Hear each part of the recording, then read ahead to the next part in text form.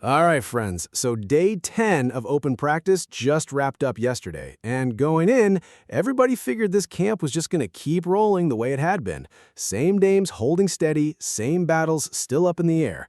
But something happened out there that's got me looking at this roster a little different today. There's a guy fighting for a starting job on the offensive line who hit a real wall, and it wasn't about effort, it was about something a lot harder to fix. And on top of that, there was a whole confusing situation with one of the injured guys that honestly made no sense until you dig into it a little. So stick around because I'm walking through everything that came out of yesterday, and there's a few names in here that are going to look real different by the time preseason kicks off. Hello, Steelers fans. If you're new to the channel, go ahead and hit that subscribe button. All right, so let's get into it, because the biggest thing I took away from yesterday was Gennings Dunker, and honestly, it's not what I wanted to see. Now look, coming into camp, everybody kind of assumed Gennings Dunker was going to be the guy, right? Moving from right tackle inside to guard. And the thought process was, hey, he's physical, he's got that mentality, he'll figure it out. And, I mean, to be fair, the run-blocking part of his game, that's held up. He's been strong at the point of attack, he's been physical, nobody's questioning that part of it. But the pass protection, man, that's where it's fallen apart. And I think a lot of that comes down to just not being used to going against guys that are this big and this quick with that kind of twitch you don't see anywhere else.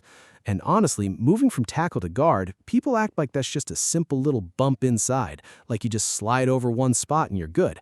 It's not that easy. It's a completely different mentality, a different set of guys you're going against, guys who a lot of times are actually stronger than what you're dealing with on the outside. So I get why he's struggling a little, but at the same time, you can't have a guy at guard who can't hold up in pass pro. That's just not going to fly, especially with the group of defensive linemen he's going against every single day in practice. I mean, think about it. He's not going against some scrub group out there. He's lining up against Cameron Hayward, Derek Harmon, Keanu Benton, Yaya Block, guys like Rubio and Sebastian Joseph Day. That is about as tough a test as you're going to get in this league. So in a way, if he's struggling right now, at least he's getting thrown into the fire early. But right now, as of today, he is not in the mix for that starting right tackle job. He's ticketed for a backup role, at least at this point in camp. Now, while one guy's fighting to hold on to a starting spot, there's another guy who's fighting his way into a much bigger role than people expected, and that's Gabe Rubio. I mean, I said this a few days ago, and I'll keep saying it. This dude does not look like a rookie out there.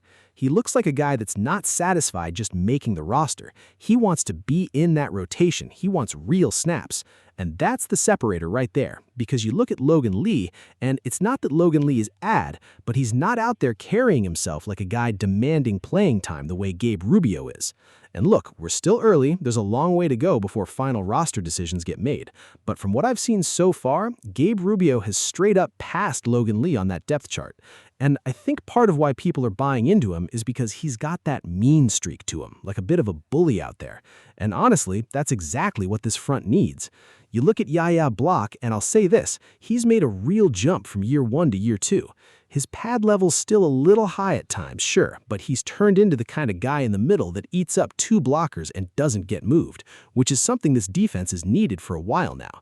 So if Gabe Rubio keeps developing the way he has been, you're talking about a defensive line rotation that's got some serious juice to it.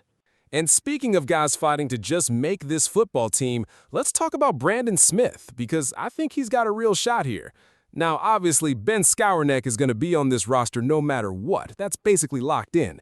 But the question is, who's that next receiver, that 5th or 6th guy? And I think Brandin Smith is putting himself in position for that. He's not going to outshine anybody as a pure route runner probably, but he's giving everything on special teams. And if he can be just a little more of a threat offensively than what Ben Skowronek brings, I think that's enough to get him on this roster. It really just comes down to how many receivers this team decides to keep. If it's only 5, well, it's Ben Skowronek and that's basically it. But if they carry 6, I think it's Ben Skowronek and Brandin Smith, and then you just treat somebody like Caden Wedgen purely as your return guy and move on from there. So yeah, keep an eye on Brandin Smith because he's making this a real conversation heading into these preseason games. Now let's shift over to the quarterback room, because if there's one guy who has flat out refused to just fade into the background, it's Mason Rudolph.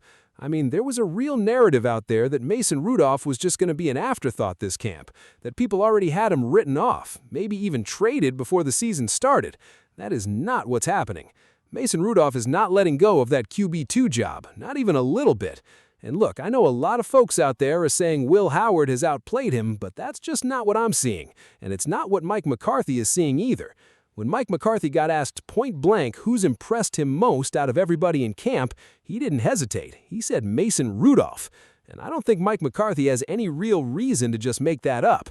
Now maybe, and this is just me thinking out loud, maybe there's a little bit of coach speak in there too, because if some other team comes calling for a veteran quarterback, you want him looking as good as possible on tape and in the reports.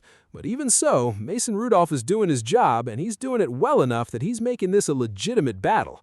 As for Will Howard, I wouldn't say he's been bad, not at all. He's just kind of been steady, hasn't had that wow moment yet, until Saturday, where he actually started flashing a little bit.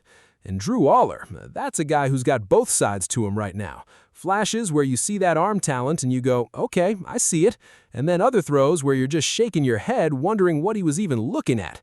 But that's what you expect from a rookie who's literally having his footwork and mechanics broken down and rebuilt from scratch.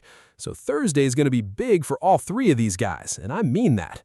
Now, away from the field for a second, the Steelers did make a handful of roster moves over the last several days that are worth mentioning.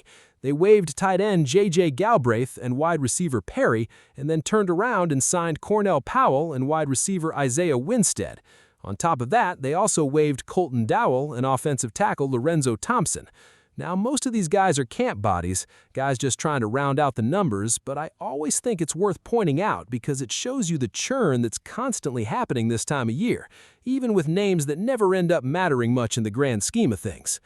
All right, now let's get into the situation that honestly had me a little confused yesterday, and that's Max Iheanachor.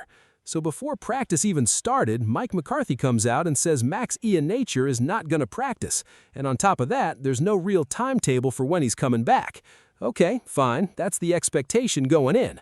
But then, about an hour later, once practice actually gets rolling, Max Iheanachor is out there. He's going through stretching, then individual drills, fully suited up, making some contact, extending both shoulders a little bit, and then eventually he has a conversation with the trainer and takes his helmet off, and that's it for him for the day.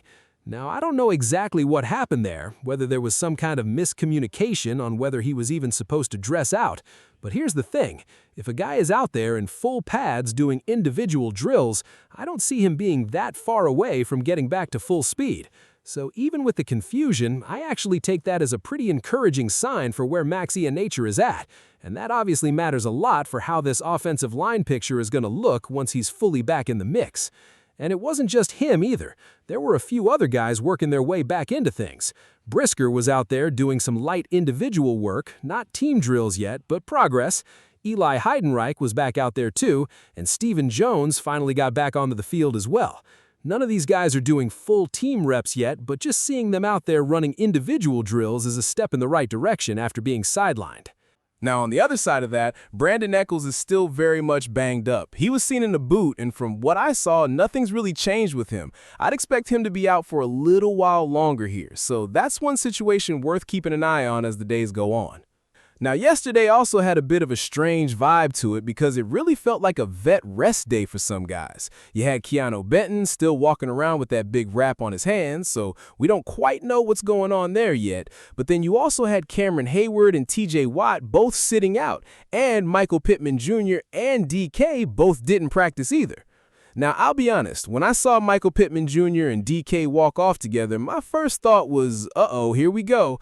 But when I actually looked closer, Michael Pittman Jr. didn't have a brace on. No ice on the knee, no boot, no crutches, nothing like that. So while I get being a little concerned in the moment, it really doesn't look like anything serious there. More like a planned rest day for some of these older, more established guys.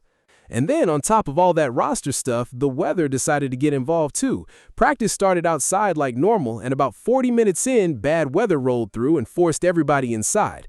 Now, here's the thing about going indoors. There's no media allowed in there, not enough room. So a lot of what actually happened once they moved inside, we just don't have access to. But honestly, I don't hate that for the Steelers. If anything, it gives them a chance to install some new stuff, work on things they don't necessarily want anybody outside the building seeing right now. So even though we didn't get the full picture from indoors, I don't think that's a bad thing for this coaching staff at all. So that's everything coming out of day 10, and honestly, there's a lot to digest here, from Gennings Dunker's struggles to Gabe Rubio's rise to Mason Rudolph holding his ground at quarterback.